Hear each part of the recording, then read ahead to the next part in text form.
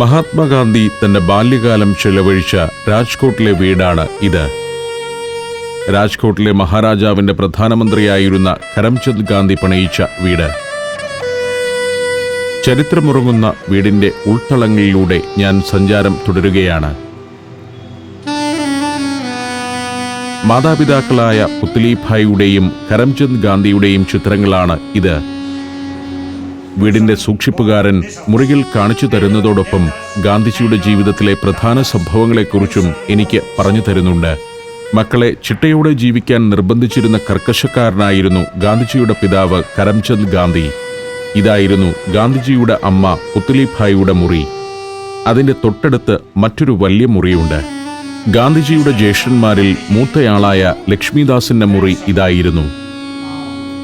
നിയമം പഠിക്കുകയും വക്കീലായി കുറച്ചുകാലം പ്രാക്ടീസ് ചെയ്യുകയും ചെയ്ത ലക്ഷ്മിദാസ് പിന്നീട് ഒരു ട്രഷറി ഓഫീസറായി ഗവൺമെന്റ് സർവീസിൽ പ്രവേശിക്കുകയായിരുന്നു. ഗാന്ധിജിയുടെ രണ്ടാമത്തെ ജ്യേഷ്ഠൻ കർസൻ ദാസിനുള്ളതായിരുന്നു ഈ മുറി. മക്കൾക്ക് നല്ല വിദ്യാഭ്യാസം നൽകുന്നതിൽ ബദ്ധശ്രദ്ധനായിരുന്നു കരംചന്ദ് ഗാന്ധി. കർസൻ ദാസ് പോലീസ് സേനയിൽ സബ് ഇൻസ്പെക്ടറായിരുന്നു. ഏറ്റവും അവസാനത്തെ ഈ മുറിയായിരുന്നു ഗാന്ധിജിയുടേത്.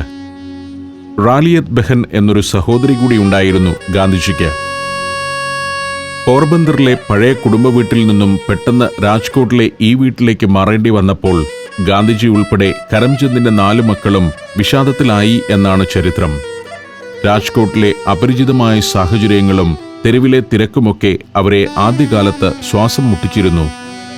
എന്നാൽ ദിവസങ്ങൾ ചെല്ലവേ അവർ പുതിയ സാഹചര്യങ്ങളോട് ഇണങ്ങി. കരംചന്ദിന്റെ 4ാമത്തെ ഭാര്യയായിരുന്നു പുത്ലിഭായ്. ആദ്യ 2 ഭാര്യമാരിൽ അദ്ദേഹത്തിന് ഓരോ പെൺമക്കളുണ്ടായിരുന്നു. 3ാമത്തെ ഭാര്യയിലാകട്ടെ മക്കളൊന്നും പിറന്നതുമില്ല. രാജ്യത്തിന്റെ പ്രധാനമന്ത്രിയായിരുന്നതുകൊണ്ട് ഈ വീട്ടിൽ കരംചന്ദിന് ധാരാളം ജോലിക്കാരുണ്ടായിരുന്നു. ഈ വീടിനു പുറമെ കരംചന്ദിന് 2 വീടുകൾ കൂടി ഉണ്ടായിരുന്നുവെന്നതും ചരിത്രം. പുത്ലിഭായ്ക്ക് രാജ്കോട്ടിലെ മഹാറാണിയുമായി അടുത്ത ബന്ധമാണുണ്ടായിരുന്നത്. സുപ്രധാന തീരുമാനങ്ങൾ എടുക്കുന്നതിനു മുൻപ് റാണി പുത്ലിഭായിയുടെ ഉപദേശം തേടുമായിരുന്നു. രാജകൊട്ടാരത്തിൽ പോലും മുന്തിയ പരിഗണനകളാണ് ഗാന്ധിജിയുടെ കുടുംബത്തിന് ലഭിച്ചിരുന്നത്. ഈ വീട്ടിൽ താമസമാരംഭിച്ച് 6ാം വർഷമായപ്പോൾ ഗാന്ധിജി വിവാഹം കഴിച്ചു. അന്ന് അദ്ദേഹത്തിന് പ്രായം 13.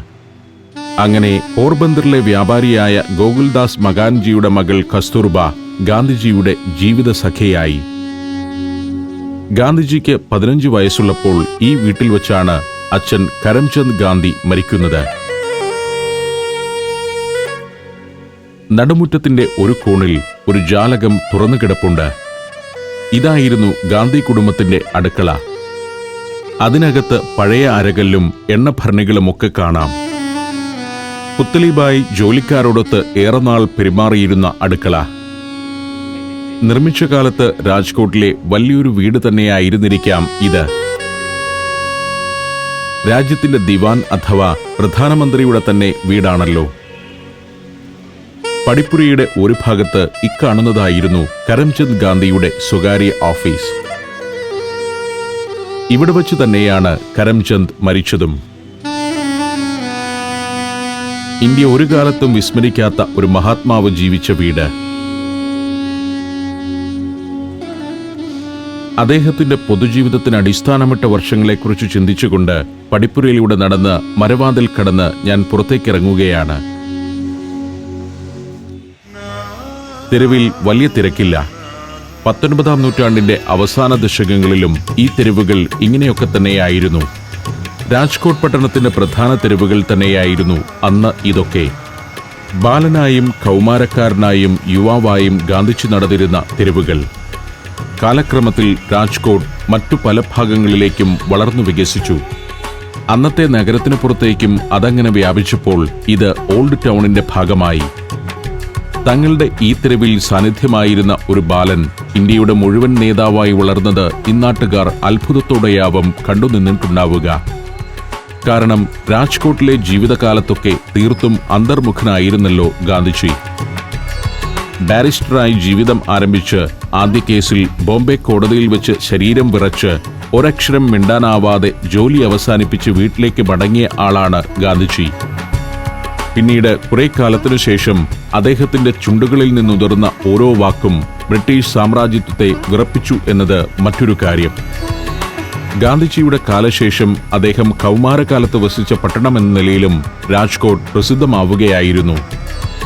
കരംചന്ദ് ഗാന്ധിയുടെ വീട് ഗവൺമെന്റ് ഏറ്റെടുക്കുകയും അതൊരു മ്യൂസിയമായി മാറുകയും ചെയ്തതോടെ രാജ്യത്തിന്റെ നാനാദിക്കിൽ നിന്നും ആയിരങ്ങളാണ് ഇവിടേക്ക് ഒഴുകിയെത്തിയത്. 12 ലക്ഷം ആളുകൾ വസിക്കുന്ന ഒരു പട്ടണമാണ് ഇന്ന് രാജ്കോട്ട്.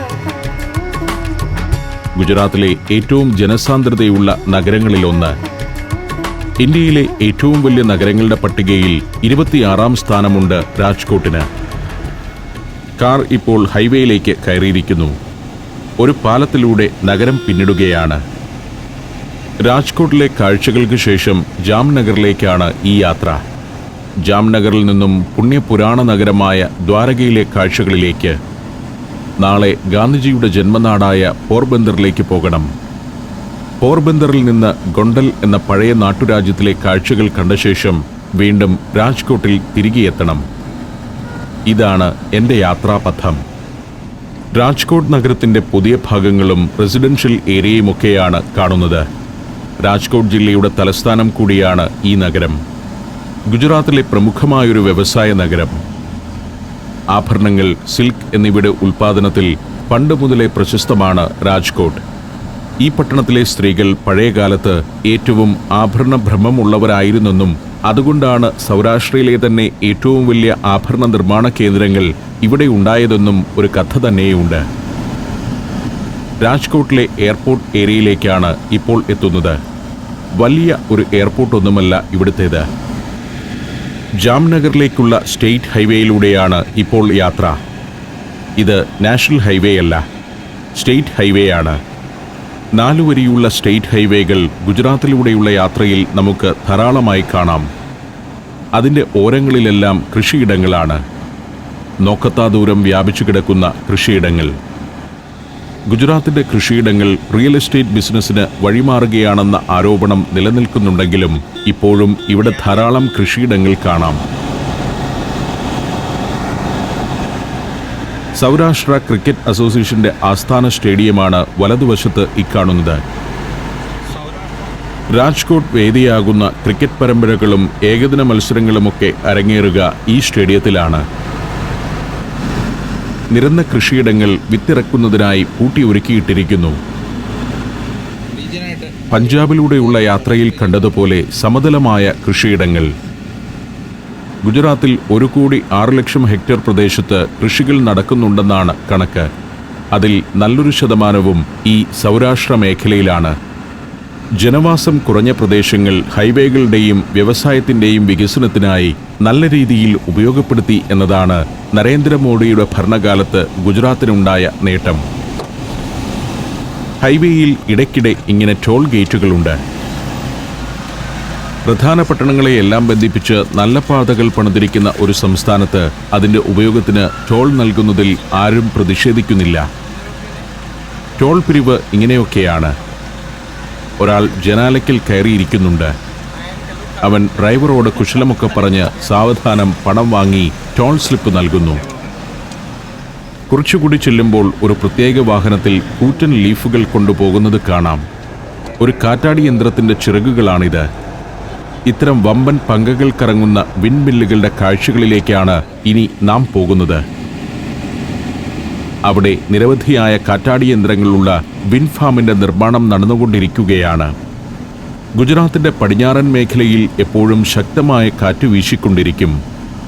അവിടെ വിൻമില്ലുകൾ 100 കണക്കിന് മെഗാവാട്ട് വൈദ്യുതി ഉൽപ്പാദിപ്പിക്കുന്നുണ്ട്. സംസ്ഥാനത്തിൻ്റെ വ്യാവസായിക വളർച്ചയ്ക്ക് ആവശ്യമായ വൈദ്യുതി ആ വിൻമിൽ ഫാമുകൾ നൽകുന്നു എന്നതാണ് ഒരു പ്രധാന കാര്യം. രാജ്കോട്ടിൽ നിന്നും ഏതാണ്ട് 97 കിലോമീറ്റർ യാത്ര ചെയ്തു കഴിഞ്ഞു. കാർ ഇപ്പോൾ ജാംനഗറിലേക്ക് എത്തുകയാണ്. ഗുജറാത്തിലെ 5ാമത്തെ വലിയ നഗരമാണ് ജാംനഗർ. 7 ലക്ഷം ആളുകൾ വസിക്കുന്ന നഗരം. ഗുജറാത്തിലെ മറ്റൊരു പൗരാണിക നഗരമാണ് ജാംനഗർ. നവനഗർ രാജ്യത്തെ മഹാരാജാവായിരുന്ന കുമാർ ശ്രീ രഞ്ജിത് സിംഗ് ജി ആധുനിക രീതിയിൽ പടുത്തുയർത്തിയ നഗരം. സൗരാഷ്ട്ര മേഖലയുടെ ഭാഗം തന്നെയാണ് ജാംനഗറും. നിരവധിയായ നാട്ടുരാജ്യങ്ങളുടെ ഒരു സമാഹാരമായിരുന്നു പണ്ടത്തെ സൗരാഷ്ട്ര. മുന്നിൽ നഗരകവാടം. അത് കടന്ന് ശരിക്കുമുള്ള ജാംനഗറിലേക്ക് എത്തിയിരിക്കുന്നു. 20-ാം നൂറ്റാണ്ടിന്റെ തുടക്കത്തിലാണ് മഹാരാജ രഞ്ജിത് സിംഗ് ജാംനഗറിനെ ഒന്ന് നവീകരിച്ചതെങ്കിലും ഈ നഗരത്തിന്റെ ചരിത്രം 16-ാം നൂറ്റാണ്ടിലേക്ക് നീണ്ടുകിടക്കുകയാണ്. നവനഗർ രാജ്യത്തിന്റെ തലസ്ഥാനമായി 1540-ലാണ് ഈ നഗരം സ്ഥാപിതമായത്. ജാംനഗറിലെ പ്രശസ്തമായ ഒരു ജൈന ക്ഷേത്രമാണ് മുന്നിൽ കാണുന്നത്. ഇന്ത്യയിലെ തന്നെ പ്രസിദ്ധമായ ഒരു ജൈന തീർത്ഥാടന കേന്ദ്രമാണ് ജാംനഗർ.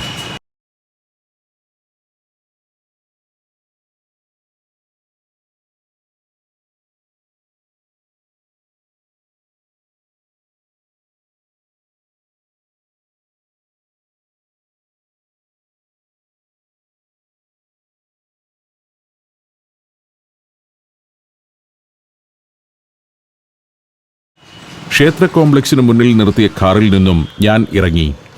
ക്ഷേത്ര മതിലിനോട് ചേർന്ന് നിരവധി കടകളൊക്കെയുണ്ട്. അതിനു പിന്നിൽ കൊടികൾ ചാർത്തിയ വെൺഗോപുരങ്ങൾ ഉയർന്നു കാണുന്നു.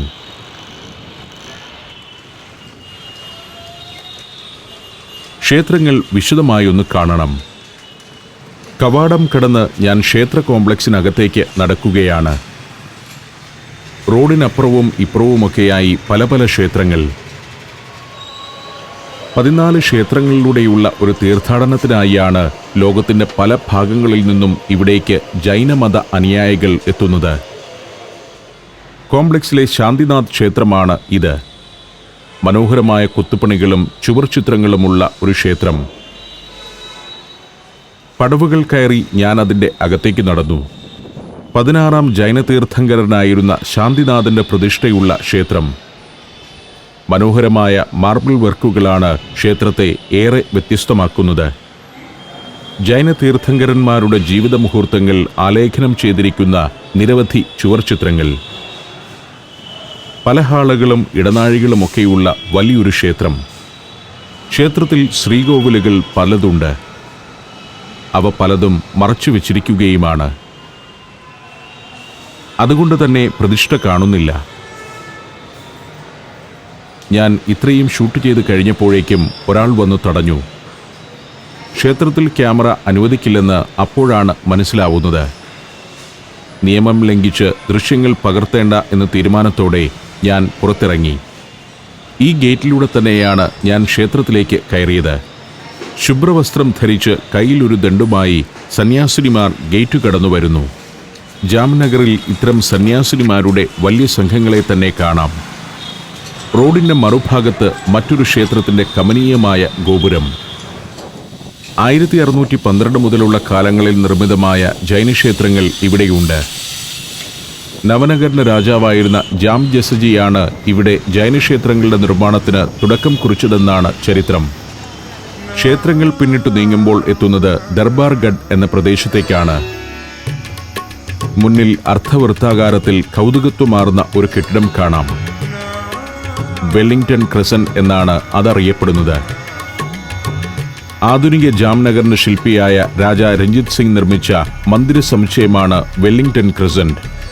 ഒരിക്കൽ യൂറോപ്പിലൂടെ ഒരു യാത്ര നടത്തിയ രഞ്ജിത് സിംഗ് ആ യാത്രയിലെ കാഴ്ചകളിൽ നിന്ന് പ്രചോദനം ഉൾക്കൊണ്ടാണ് ഇതിവിടെ പണിതുയർത്തിയത്. പാതയിലെ ഒരു റൗണ്ട് അബൌട്ടിനെ ചുറ്റി നിൽക്കുന്ന കെട്ടിടം. അതിൻ്റെ താഴെനിലകളിലും പിറകിലുമൊക്കെയായി വലിയൊരു മാർക്കറ്റും പ്രവർത്തിക്കുന്നുണ്ട്. ചെംസ്ഫോർഡ് മാർക്കറ്റ് എന്ന് അതറിയപ്പെടുന്നു. പിന്നിൽ കാണുന്ന ഈ കെട്ടിടമാണ് ശരിക്കും ദർബാർഗഡ്. നവനഗറിന്റെ രാജകൊട്ടാരമായിരുന്നു ദർബാർഗഡ്. ജാംനഗറിലെ ഏറ്റവും മനോഹരമായ ചരിത്രമന്ദിരമായിരുന്നു ഇത്. എന്നാൽ ഇപ്പോൾ കൊട്ടാരം തകർന്നടിഞ്ഞു തുടങ്ങിയിരിക്കുന്നു. ഗേറ്റിൽ നിൽക്കുന്ന കാവൽക്കാരൻ അകത്തേക്ക് പ്രവേശിക്കുന്നതിൽ നിന്നും എന്നെ വിലക്കി. യൂറോപ്യൻ രജപുത്ര വാസ്തുവിദ്യയുടെ ഒരു മേളനമാണ് ദർബാർഗട്ടിൽ കാണാനാവുന്നത്.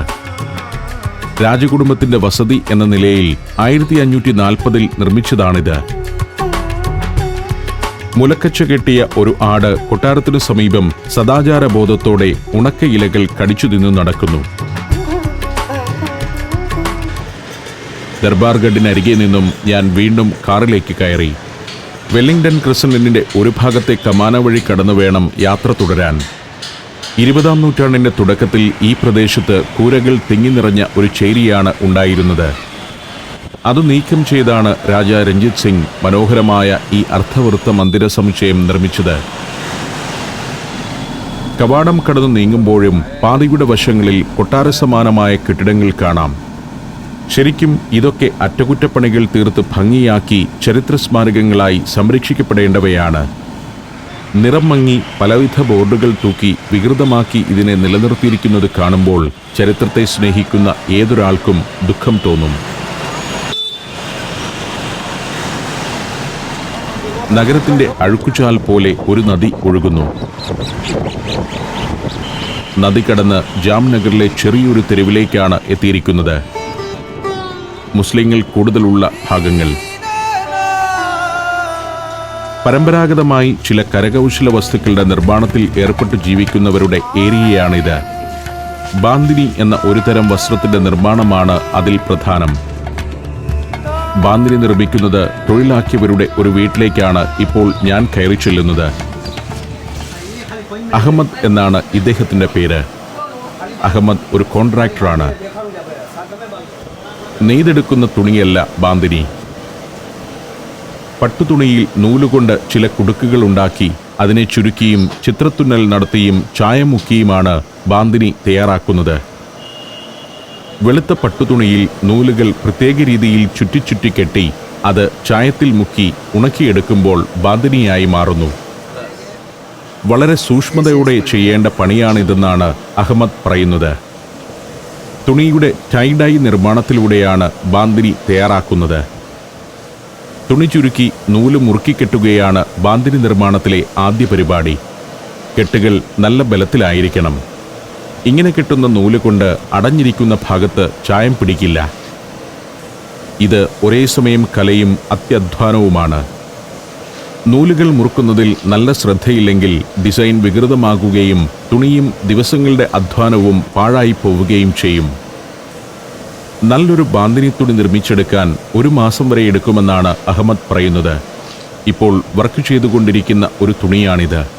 ഒരിക്കൽ നൂലുകൾ കെട്ടി ചായത്തിൽ മുക്കിയെടുക്കുന്നതോടെ ബാന്തിനി നിർമ്മാണം പൂർത്തിയാവുന്നില്ല.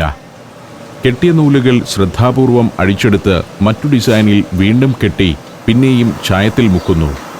നൂല് കെട്ടിക്കഴിഞ്ഞ തുണിയിൽ ചായം മുക്കുന്നത് ഇവിടെയാണ്. തിളച്ച വെള്ളത്തിലേക്ക് പല ചായങ്ങൾ കലക്കുന്നു. തുണിയിൽ ചായം ശരിക്കും പിടിക്കുന്നതിനായി ചില രാസവസ്തുക്കൾ കൂടി ചേർക്കണം. അടിസ്ഥാന നിറങ്ങൾ കൂട്ടിക്കലർത്തിയാണ് മറ്റു പല നിറങ്ങളും ഉണ്ടാക്കുന്നത്. നീലയും മഞ്ഞയും പ്രത്യേക അനുപാതത്തിൽ കലർത്തുമ്പോൾ പച്ച നിറമുണ്ടാവുന്നു. മഞ്ഞയുടെ അളവ് കൂടുന്നതിനനുസരിച്ച് പച്ചയുടെ കാഠിന്യത്തിൽ തന്നെ മാറ്റങ്ങൾ ഉണ്ടാവുന്നു. വീടിനുള്ളിലിരുന്ന തുണിയിൽ നൂൽക്കെട്ടുകളിടുന്ന സ്ത്രീയുടെ ഭർത്താവാണ് ഇത്. ഇവർക്കിത് കുടുംബാംഗങ്ങൾക്കെല്ലാം പങ്കാളിത്തമുള്ള തൊഴിലാണ്. ചായം മുക്കാനായി കൊണ്ടുവന്ന തുണികളാണിത്. ചായം പിടിക്കേണ്ടാത്ത ഭാഗം നൂലുകൊണ്ട് മുറുക്കി കെട്ടിവച്ചിരിക്കുന്നു. വളരെ ശ്രമകരവും ക്ഷമ വേണ്ടതുമായ പണിയാണിത്. പക്ഷേ ഇവിടെ നൂറുകണക്കിന് കുടുംബങ്ങൾ തലമുറകളായി ഈ ജോലി ചെയ്തു ജീവിക്കുന്നു. ഗുജറാത്താണ് ബാന്തിനിയുടെ ഉത്ഭവ കേന്ദ്രമെന്നാണ് ചരിത്രം. തുണിയുടെ ഒരു കെട്ടിനെ തിളയ്ക്കുന്ന ചായത്തിൽ മുക്കുന്നു. വെള്ളത്തുണി ഇപ്പോൾ പച്ച നിറത്തിലായിക്കഴിഞ്ഞു. പക്ഷേ ഇതിൽ നൂലുകൾ മുറുക്കിക്കെട്ടിയിരിക്കുന്ന ഭാഗത്തൊന്നും എത്ര നേരം ചായത്തിൽ മുങ്ങിക്കിടന്നാലും നിറം പിടിക്കുകയില്ല. അതുതന്നെയാണ് ബാന്തിനിയുടെ നിർമ്മാണ വിദ്യയും. ഗുജറാത്ത് തന്നെയാണ് ബാന്തിനി തുണിയുടെ പ്രധാന വിപണി എന്നതാണ് രസകരമായ കാര്യം. ഇത്രയും ശ്രദ്ധയോടെ സൂക്ഷ്മതയോടെ നിർമ്മിക്കുന്ന ഈ തുണിക്ക് വലിയ കയറ്റുമതി സാധ്യതകളൊന്നുമില്ല. പക്ഷേ ഗുജറാത്തി സ്ത്രീകൾ, പ്രത്യേകിച്ച് സമ്പന്നർ, എത്ര വില നൽകിയും ഭംഗിയുള്ള ബാന്തിനി വാങ്ങിധരിക്കും. ചില തുണികൾ ചായം ഉണങ്ങാനിട്ടിരിക്കുന്നു.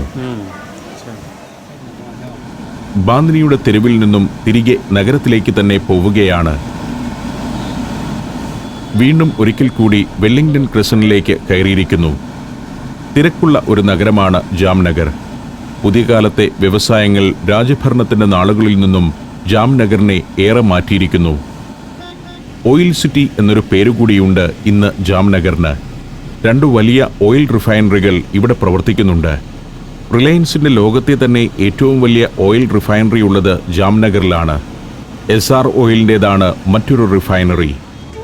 ലഖോട്ട കോട്ടയുടെ അരികിലേക്കാണ് ഇപ്പോൾ എത്തിയിരിക്കുന്നത്. പ്രശസ്തമായ ലഖോട്ട കൊട്ടാരത്തിന്റെ ഭാഗമായ ബുജിയോ കോദോ എന്ന കോട്ടയാണ് മുന്നിൽ.